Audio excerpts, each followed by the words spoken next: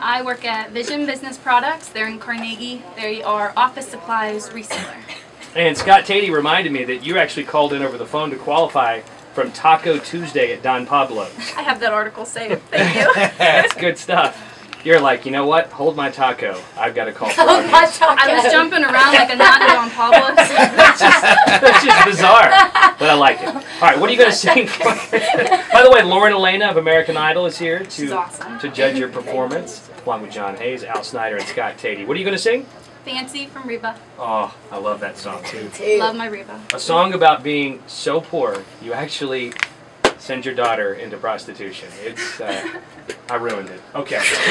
Here's Roxanne Rubin's Froggy Idol Finals.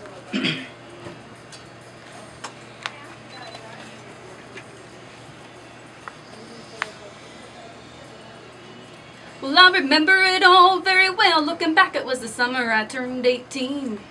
We lived in a one-room rundown shack on the outskirts of New Orleans. We didn't have money for food or rent, to say the least. We were hard-pressed. Then Mama spent every last penny we had to buy me a dance dress. Mama washed me, comb and curl my hair, then she painted my eyes and lips. Then I stepped into a satin dancing dress, had a split from the side, clean up to my hip. It was red velvet trim and it fit me good. Standing back from the looking glass, there stood a woman where a half-grown kid had stood. She said, "Here's your one chance, fancy, don't let me down. Here's your one chance, fancy, don't let me down." Mama dabbed a little bit of perfume on my neck, then she kissed my cheek. Then I saw the tears welling up in her troubled eyes as she started to speak. Looked at a pitiful shack, and then she looked at me and took a ragged breath. She said, "Your pa's run off, and I'm real sick, and the baby's gonna starve to death." She handed me a heart-shaped locket that said, "To thine own self be true." And I shivered as I watched a roach crawl across the toe of my high-heeled shoe. It sounded like somebody else that was talking, asking, "Mama, what do I do?" She said, "Just be nice to the gentleman, fancy, they'll be nice to you." She said, "Here's your one chance, fancy, don't let me down. Here's your one chance, fancy, don't let me down.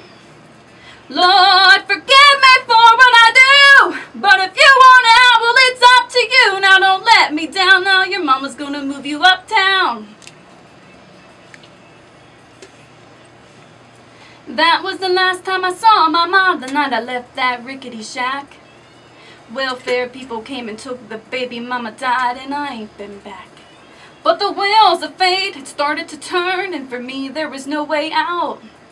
Wasn't very long till I knew exactly what my mama been talking about. I knew what I had to do, and I made myself this solemn vow, that I was gonna be a lady someday, although I didn't know when or how.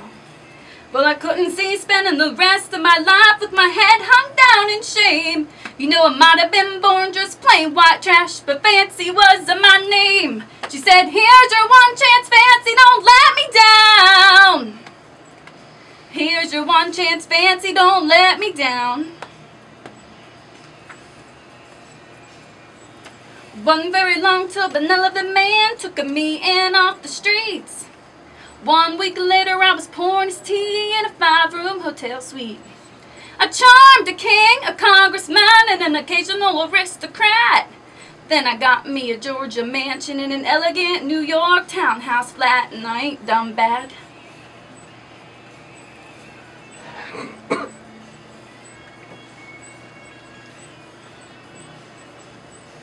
Now in this world there's a lot of self-righteous hypocrites that call me bad. And they criticize mama for turning me out, no matter how little we had.